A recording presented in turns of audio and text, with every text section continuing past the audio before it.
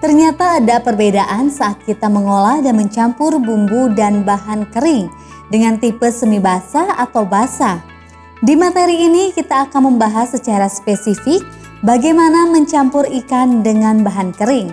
Proses pencampuran bahan pangan kering bertujuan untuk membuat suatu bentuk atau seragam dari beberapa bahan pangan kering. Bahan-bahan yang dicampur umumnya berbentuk tepung-tepungan atau powder atau biji-bijian granula. Prinsip pencampuran didasarkan pada peningkatan pengacakan dan penyebaran dua atau lebih komponen yang mempunyai sifat berbeda. Derajat pencampuran dapat dicirikan dari waktu yang dibutuhkan, keadaan produk, atau bahkan jumlah tenaga yang dibutuhkan untuk melakukan pencampuran. Keseragaman pencampuran dapat diukur dari sampel yang diambil selama pencampuran. Jika komponen yang dicampur telah terdistribusi secara acak, maka dapat dikatakan proses pencampuran telah berlangsung baik. Semua kebutuhan bahan baku maupun bahan pembantu dipastikan sudah tersedia sebelum dilaksanakan proses produksi. Semua bahan ditimbang sesuai dengan kebutuhan proses produksi dan dipastikan sesuai dengan kualitas mutu bahan. Penimbangan pada bahan dengan ambang batas maksimal seperti natrium bisulfit harus dilakukan dengan teliti. Untuk tepung terigu, tepung beras, dan biji-bijian, pengujian secara fisik dengan melihat kemasan secara utuh, bersih, tidak basah, tidak tercemar bahan lain, tidak bau, tidak berubah warnanya, tidak berjamur, dan berkutu. Selanjutnya pembersihan dan sortasi bahan. Sortasi adalah pemisahan bahan yang sudah dibersihkan ke dalam berbagai fraksi kualitas berdasarkan karakteristik fisik, berupa kadar air, bentuk, ukuran, berat jenis, tekstur, warna, benda asing atau kotoran, kimia atau berupa komposisi bahan, bau dan rasa ketengikan, dan biologis, jenis dan jumlah kerusakan oleh serangga, jumlah mikroba dan daya tumbuh khususnya pada bahan pertanian berbentuk bijian. Ada dua macam proses sortasi, yaitu sortasi basah dan sortasi kering. Sortasi basah dilakukan pada saat bahan masih segar. Proses ini untuk memisahkan kotoran-kotoran dari bahan simply siap. Pembersihan dalam penanganan bahan hasil pertanian adalah pengeluaran atau memindahkan benda asing atau kotoran dan bahan-bahan yang tidak diinginkan dari bahan utama yakni produk yang diinginkan. Kebersihan sangat mempengaruhi kenampakan. Oleh karena itu, sebelum dipasarkan, hasil pertanian harus dibersihkan dari kotoran-kotoran dan bagian-bagian yang tidak diperlukan. Secara umum, pembersihan dapat dilakukan dengan dua cara, yaitu 1. Dry method, yang diantaranya meliputi penyaringan atau screening, pemungutan dengan tangan atau hand picking. 2. Wet method, yang diantaranya meliputi perendaman atau soaking, water spray, rotary drum, brush washer. Dalam pencampuran dua jenis bahan atau lebih yang sebelumnya dalam keadaan terpisah, dihimpun dan disatukan sehingga diperoleh campuran yang homogen dan mempunyai komposisi bahan seperti yang dikehendaki. Beberapa tujuan yang perlu diperhatikan pada proses pencampuran antara lain menghasilkan campuran bahan dengan komposisi tertentu dan homogen, mempertahankan kondisi campuran selama proses kimia dan fisika agar tetap homogen, mempunyai luas permukaan kontak antara komponen yang besar, menghilangkan perbedaan konsentrasi dan perbedaan suhu, mempertukarkan panas, mengeluarkan secara merata gas-gas dan uap-uap yang timbul, menghasilkan bahan setengah jadi agar mudah diolah pada proses selanjutnya, atau menghasilkan produk akhir atau produk komersial yang baik. Formula atau resep atau komposisi adalah ketentuan tentang jenis dan jumlah dari beberapa bahan yang dibuat campuran atau produk. Jumlah bahan biasanya dinyatakan dalam satuan persen, satuan berat, kilogram, gram, dan sebagainya, dan satuan volume, galon, liter, mililiter, dan sebagainya. Mengidentifikasikan dan menghitung kebutuhan bahan baku atau ingredient maupun bahan tambahan, additif, dapat diidentifikasikan atau diketahui dari resep atau formula campuran yang akan dibuat. Jumlah bahan yang dibutuhkan disesuaikan dengan resep atau formula dan banyaknya produk campuran yang akan dibuat. Dalam mengecek bahan, perlu dipastikan terlebih dahulu spesifikasi bahan yang akan dicampurkan disesuaikan dengan persyaratan produksi yang diminta. Kemudian, bahan yang spesifikasinya menyimpang dicatat dan diberi label. Demikian juga dengan bahan yang memenuhi syarat. Bahan-bahan dasar dibersihkan sesuai dengan prosedur pembersihan yang ditetapkan dan disortasi sesuai dengan spesifikasi bahan yang diisyaratkan. Bahan-bahan yang sudah dibersihkan atau disortasi ditempatkan dalam wadah yang ditentukan dan diberi label yang jelas. Dalam proses menimbang bahan, timbangan harus diketahui kapasitas maksimum dan minimumnya. Penimbangan bahan tidak boleh melebihi batas kemampuan timbangan. Jumlah bahan yang ditimbang harus disesuaikan dengan resep atau formula dan kapasitas minimum maksimum alat pencampur. Bahan yang ditimbang harus ditempatkan dalam wadah yang bersih dan sudah diketahui beratnya. Tidak boleh ada bahan yang tercecer pada saat penimbangan. Bahan yang tercecer tidak boleh dimasukkan ke dalam wadah, harus disingkirkan. Bahan yang sudah ditimbang harus diberi label, nama bahan, bobot bahan, kelas mutu, dan sebagainya, sesuai dengan ketentuan. Kemudian ditempatkan di tempat yang telah ditetapkan. Jangan lupa, kita juga tentu harus menyiapkan tempat kerja.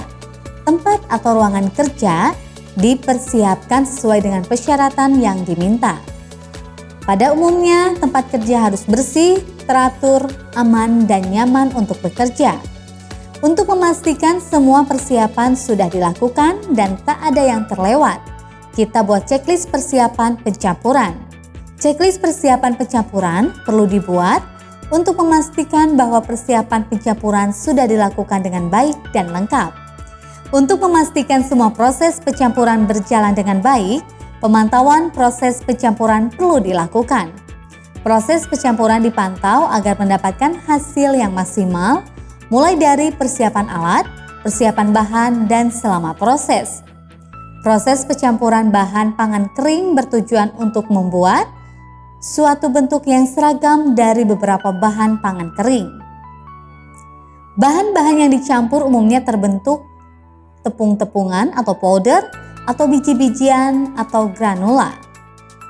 Prinsip pencampuran didasarkan pada peningkatan, pengacakan, dan penyebaran dua atau lebih komponen yang mempunyai sifat berbeda.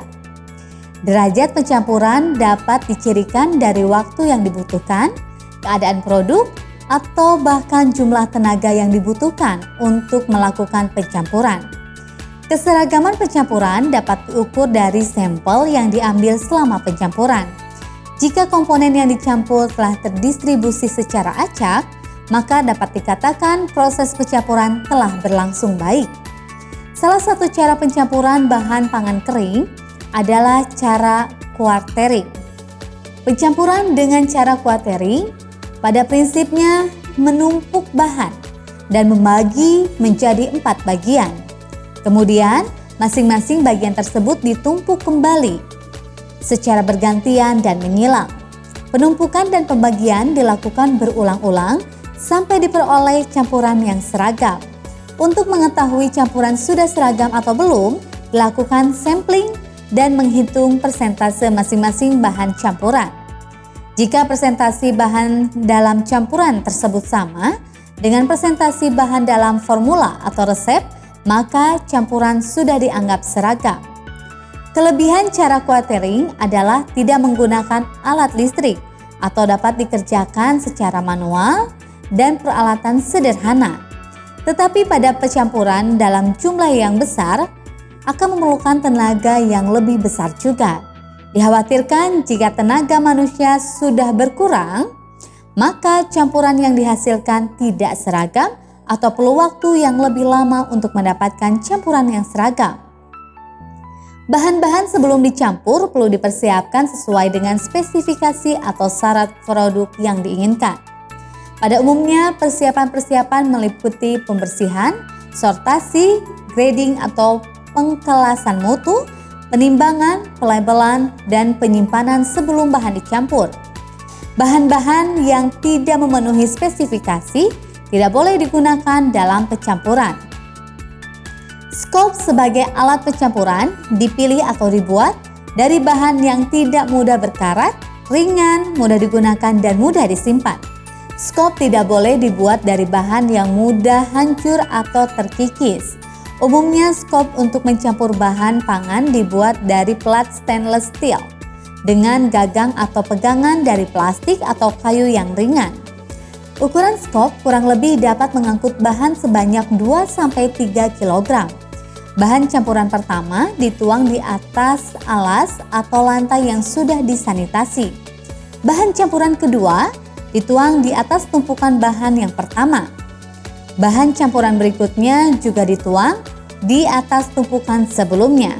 Setelah semua bahan ditumpuk secara curah, tumpukan tersebut diratakan dengan skop atau bilah bambu sampai permukaannya rata.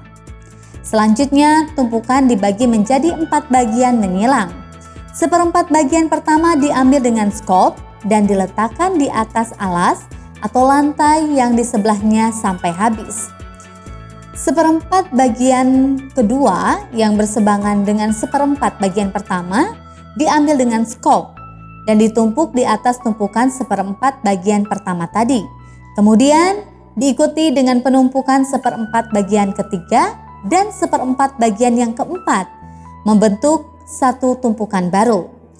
Selanjutnya tumpukan diratakan kembali dengan skop atau bilah bambu dan dibagi menjadi 4 bagian. Bagian-bagian tersebut ditumpuk kembali dengan cara yang sama seperti sebelumnya. Selama proses pencampuran berlangsung, dapat dilakukan sampling untuk mengetahui tingkat keseragaman campuran. Proses pencampuran dihentikan jika hasil pencampuran atau sampling telah seragam. Pencampuran dengan cara quartering biasanya digunakan untuk mencampur bahan kering yang berbentuk biji-bijian atau tepung. Misalnya, mencampur beras kelapa dengan beras patah atau menir, mencampur gabah, jagung beras, dan bekatul pada pembuatan pakan ternak, mencampur beras, jagung beras, dan tepung kedelai pada pembuatan ciki, dan sebagainya. Untuk mendapatkan derajat pencampuran yang tinggi dan waktu pencampuran yang singkat, bahan-bahan padat yang akan dicampur hendaknya mempunyai ukuran partikel yang kecil dan dapat digulirkan sehingga bergerak secara turbulen. Aglomerat besar yang mungkin ada dapat dikecilkan pada saat pencampuran atau sebelumnya. Jika suatu bahan dalam jumlah yang sedikit akan dicampur dengan bahan lain dalam jumlah yang besar, dianjurkan untuk melakukan pencampuran pendahuluan antara bahan yang sedikit dengan sebagian bahan yang banyak. Di tahap akhir, kita akan mempelajari tentang penghentian proses pencampuran. Prosedur penghentian.